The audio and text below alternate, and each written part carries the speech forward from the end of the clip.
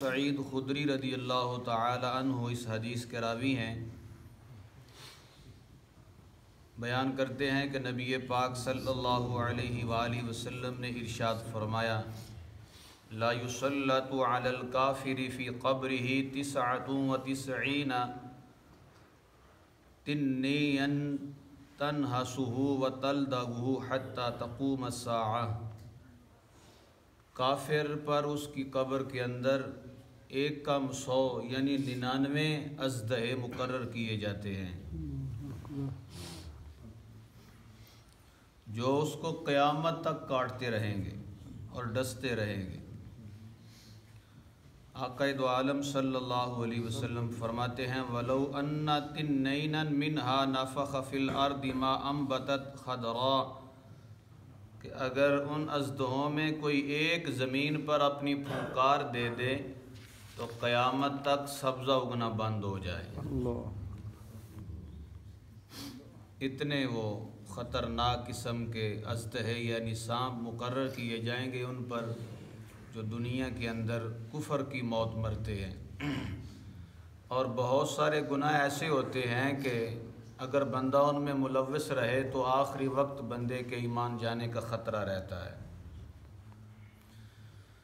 اچھا جی، حضرت شیخ محقق رضی اللہ تعالی عنہ اس حدیث کی تشریح میں فرماتے ہیں کہ فرشتوں اور سانپوں اور بچھوؤں کا مردوں کو تکلیف پہنچانا، جیسا کہ حدیث پاک میں بیان کیا گیا ہے، یہ سب حقیقت میں واقع اور موجود ہیں، محض مثال اور خیال نہیں ہے ایک ڈرانے کے لیے، بلکہ یہ حقیقت پر مبنی ہے۔ اور ہمارا نہ دیکھنا اور معلوم نہ کرنا ان کے وجود کو مضر نہیں، اس لیے کہ عالم ملکوت کو سر کی آنکھوں سے نہیں دیکھ سکتے، اس کے لیے ایک اور آنکھ چاہیے جس کو اللہ تعالیٰ چاہے اللہ کے ولی بھی دیکھ سکتے ہیں، اس کے پاک محبوبوں میں جسے چاہے وہ دکھا سکتا ہے۔ لیکن یہ حق ہے، سچ ہے، اور قیامت تک کے لیے جو اس کی قبر میں ہوتا رہے گا۔ یہ دیکھو کہ ہم پر کتنا کرم اور فضل ہے اللہ تعالیٰ کا کہ ہمیں ہمارے حضور نے پہلے ہی سب کچھ بتا دیا ہے کہ جو اس لحاظ سے قبر میں پہنچا اس پر یہ عذاب ہوگا، اس پہ یہ عذاب ہوگا، تو لہٰذا ہمیں چاہیے کہ ہم ایسے کام نہ کریں، کوشش تو کریں کم از کم کہ جس سے ہمیں قبر میں عذاب نہ پہنچے۔ بہت سارے بے نمازیوں کے بارے میں حدیث طیبہ میں یہ وعیدات موجود ہیں کہ جس بندے نے فجر کی نماز کو جان بوجھ کر چھوڑا اس پر ظہر کی نماز تک فرشتے عذاب دیتے رہیں گے، جس نے ظہر کو چھوڑا اس کو عصر تک گرزوں سے مارتے رہیں گے، اور جس نے عصر کو چھوڑا اس کو مغرب کی نماز تک، جس نے مغرب کو چھوڑا اس کو عشاء تک، اور جس نے عشاء چھوڑی اس کو فجر کی نماز کے وقت تک کے لیے ایسے ہتھوڑوں سے ماریں گے کہ اگر ایک دفعہ ماریں تو 70 گز زمین میں مردہ درس جائے۔ یہ مسلمانوں کی بات ہے، کافروں کی نہیں۔ مسلمانوں میں وہ لوگ جو بے نمازی ہیں، خاص طور پہ اتنا قبر میں عذاب ہے، اور پھر قبر کے بعد حشر کے دن کا عذاب الامان والحفیظ سوچنا بھی ہم سوچ بھی نہیں سکتے کہ وہ عذاب کس طرح کا ہوگا۔ تو لہٰذا خالق کائنات قادر مطلق ہے، اور اللہ تعالی ہمیں یہ اتنا برا وصف ہے جس کو اللہ کے محبوب بندے بہت ناپسند کرتے تھے، بے نمازی ہونا یہ بہت برا وصف ہے۔ اس لیے ہم سے پھر وہ 4 پائے جانور ہی اچھے ہیں جو چارہ بھی کھاتے ہیں اور ان میں عقل نہیں، شعور نہیں ہے، وہ اشرف المخلوقات نہیں ہے، لیکن پھر بھی اپنے رب کو یاد کرتے ہیں۔ چھوٹے چھوٹے سوراخوں کے اندر، چھوٹی چھوٹی بلوں میں حشرات الارض رب کو یاد کرتے ہیں، اپنی اپنی بولی میں اپنے رب کا ذکر کرتے ہیں۔ اور کتنے مسلمان ایسے ہیں جو اپنے دن کو بغیر اللہ کے ذکر سے شروع کرتے ہیں، نہ کبھی نماز کے قریب، نہ کبھی قرآن پاک کے قریب، نہ کبھی اپنی زبان سے ذکر الہی کرنے کی توفیق، تو یہ بہت بری بات ہے۔ اچھا جی، اب ان تمام احادیث کا خلاصہ جو علماء نے نکالا ہے وہ یہ ہے کہ مرنے کے بعد مسلمانوں کی روحیں حسب مراتب مختلف مقامات پر رہتی ہیں، بعض کی قبر پر رہتی ہیں، بعض کی چاہے زمزم میں، بعض کی آسمان و زمین کے درمیان، اور بعض کی پہلے دوسرے 7ویں آسمان تک، اور بعض کی آسمانوں سے بھی اوپر، اور بعض کی روحیں زیر عرش یعنی عرش کے نیچے اعلیٰ قندیلوں میں، اور بعض کی اعلیٰ علیین میں رہتی ہیں، یہ حسب مراتب۔ اور کافروں کی خبیث روحیں بعض ان کے مرگٹھ یا قبر پر، بعض کی چاہے برہوت میں کہ یمن میں ایک نالہ ہے وہاں رہتی ہیں، اور بعض کی پہلے دوسری اور 7 زمین تک، اور بعض کی اس کے بھی نیچے سجین میں، مگر کہیں بھی ہو اپنے جسم سے ان کا تعلق باقی رہتا ہے، یعنی جہاں بھی روح چلی جائے، آسمانوں میں رہے یا زمین کی تہ میں رہے یا جہاں پر بھی رہے، اس کا اپنے جسم کے ساتھ تعلق موجود ہوتا ہے، برقرار رہتا ہے۔ نمبر 2، قبر میں منکر نکیر کا سوال حق ہے، جو کوئی اس کا انکار کرنے والا ہے وہ گمراہ اور بد دین ہوتا ہے۔ جناب امام اعظم ابو حنیفہ رحمۃ اللہ علیہ فرماتے ہیں، سوال منکر و نکیر فی الارض حق فی القبر حق، قبر میں منکر نکیر کا سوال کرنا یہ حق ہے۔ نمبر 3، مردہ اگر قبر میں دفن نہ بھی کیے جائے تو جہاں کہیں بھی ہوگا وہیں اس پہ سوالات قائم کیے جائیں گے، اور وہیں ثواب اور جزا پائے گا، یہاں تک کہ اگر کسی جانور نے کھا لیا تو اس کے پیٹ میں سوال و جواب ہوں گے، اور وہی ثواب یا عذاب پائے گا۔ حضرت ملا علی قاری علیہ رحمہ فرماتے ہیں، سب مردوں سے سوال کیا جائے گا، یہاں تک کہ مرنے کے بعد درندے جانور کھا لیں تو بھی اس سے سوال کیا جائے گا، ضروری نہیں کہ قبر بنے تا بھی سوالات ہوں گے۔ نمبر 4، عذاب قبر اور تنعیم قبر یہ حق ہے، اس کا انکار کرنے والا گمراہ ہے۔ اور حضرت ملا علی قاری علیہ رحمہ فرماتے ہیں کہ عذابہ ای القبر حق کائن لکفار کلہم اجمعین، کہتے ہیں جی قبر کا عذاب حق ہے جو سب گناہ گار کافروں اور بعض گناہ گار مسلمانوں پر ہوگا،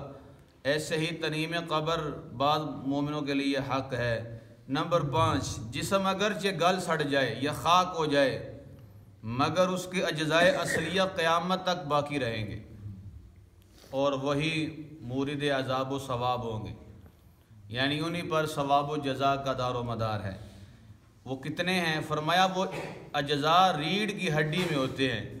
اور اس قدر باریک ہوتے ہیں کہ نہ کسی خوردبین سے نظر آتے ہیں، نہ آگ انہیں جلا سکتی ہے، نہ زمین انہیں گلا سکتی ہے۔ یہی جسم کے تخم ہیں، یعنی حقیقت میں جو بیج ہے جسم کا، بنیاد ہے، اور اللہ تعالیٰ قیامت کے دن مردے کے منتشر یعنی بکھرے ہوئے اجزاء کو پہلی حیت پر لا کر انہیں اجزائے اصلیہ پر کے محفوظ ہیں ترتیب دے گا، اور ہر روح کو اسی جسم میں سابق میں بھیج دے گا۔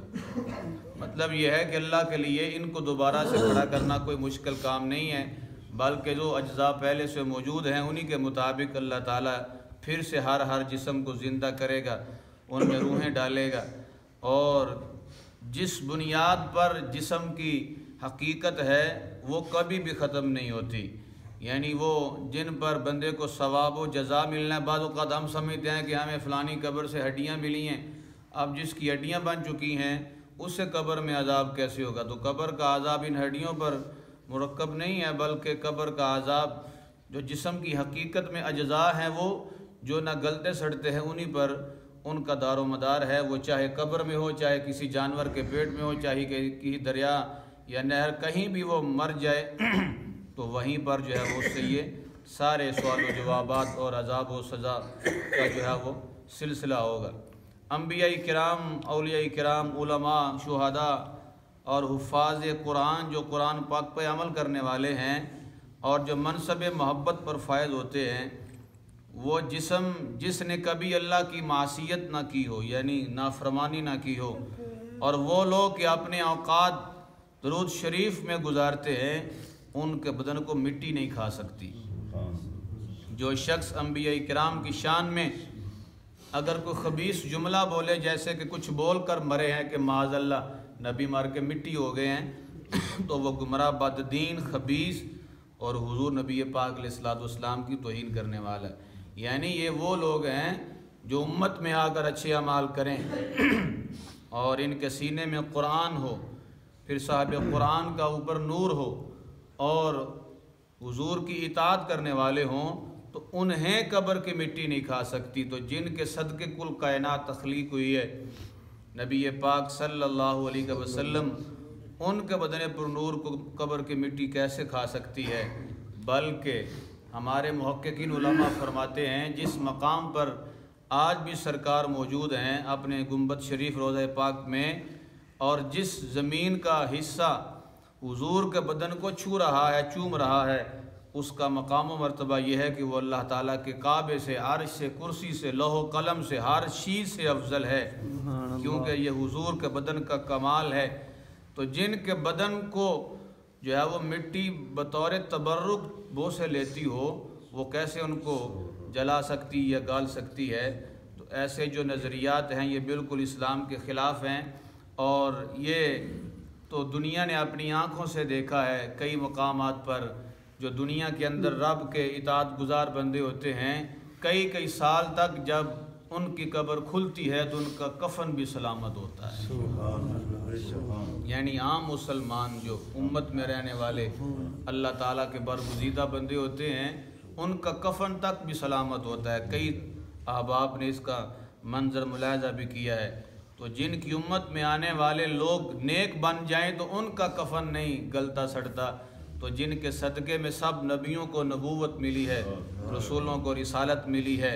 بلکہ خود رب ذوالجلال فرماتا ہے میں نے تو اپنا رب ہونا بھی ظاہر اپنے محبوب کے لیے ہی کیا ہے کہ میں تمہارے محبوب کا رب ہوں۔ تو ہم کتنے خوش قسمت ہیں کہ ہمیں اللہ نے ایسے محبوب، ایسے نبی، ایسے رسول عطا فرمائے ہیں۔ اللہ تعالی حقیقی معنی میں ہم سب کو آقا دو عالم صلی اللہ علیہ وسلم کی محبت اور غلامی اور حضور کے دین پر چلنے کی توفیق عطا فرمائے۔ آمین بجاہ النبی۔